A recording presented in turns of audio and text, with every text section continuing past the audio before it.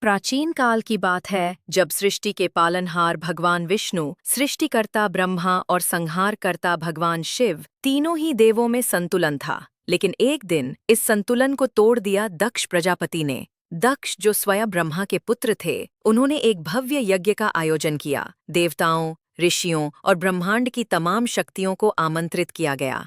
लेकिन जानबूझकर भगवान शिव को आमंत्रण नहीं भेजा। क्यों? क्योंकि दक्ष को अपनी पुत्री सती का शिव से विवाह पसंद नहीं था। उन्हें शिवजी का वैरागी स्वरूप, श्मशानवासी जीवन और भस्म स्नान अस्वीकार्य था। माता सती ने जब ये अपमान सुना तो उन्होंने कहा, मैं अपनी जननी के घर यज्ञ में क्यों नहीं जा सकती। शिवजी ने मना किया, लेकिन सती नहीं मानी और अकेले यज्ञ स्थल पहुंच गईं। वहां जाकर उन्होंने देखा कि न सिर्फ शिवजी को आमंत्रण नहीं दिया गया, बल्कि यज्ञ में उनके बारे में अपमानजनक बातें भी कही जा रही थीं। सती का हृदय चीर गया। उन्होंने वहीं यज्ञ अग्नि में अपने प्राण त्याग दिए और यहीं से शुरू हुआ विनाश का तांडव।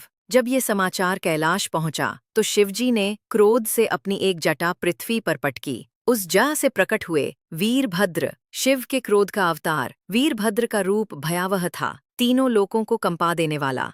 शिवजी ने आदेश दिया, वीरभद्र, जाकर दक्ष के यज्ञ का विनाश करो। वीरभद्र अपने गणों के साथ यज्ञ स्थल पहुंचे। देवताओं में हाहाकार मच गया। इंद्र, वरुण, अग्नि, यम, कोई भी वीरभद्र के सामने टिक नहीं सका। तब भगवान विष्णु स्वयं प्रकट हुए। उन्होंने वीरभद्र को रोकने के लिए चलाया सुदर्शन चक्र। लेकिन हैरानी की बात ये हुई कि वह चक्र, जो दुनिया की सबसे शक्तिशाली अस्त्रों में से एक था, वो भी शिव के अंश वीरभद्र के सामने थम गया, हार गया। ये दृश्य देख देवता भी कांप उठे, क्योंकि पहली बार ऐसा हुआ था जब विष्णु का चक्र विफल हुआ हो। वीरभद्र ने यज्ञ को विध्वंस कर दिया, दक्ष का सिर काट दिया और पूरे यज्ञ स्थल को राख में बदल दिया।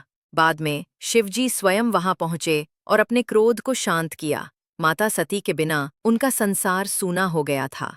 ये घटना बताती है कि शिवजी को अपमानित करने का अर्थ है ब्रह्मांड को चुनौती देना, और ये भी कि जब शिव तांडव करते हैं तो विष्णु का चक्र भी रुक जाता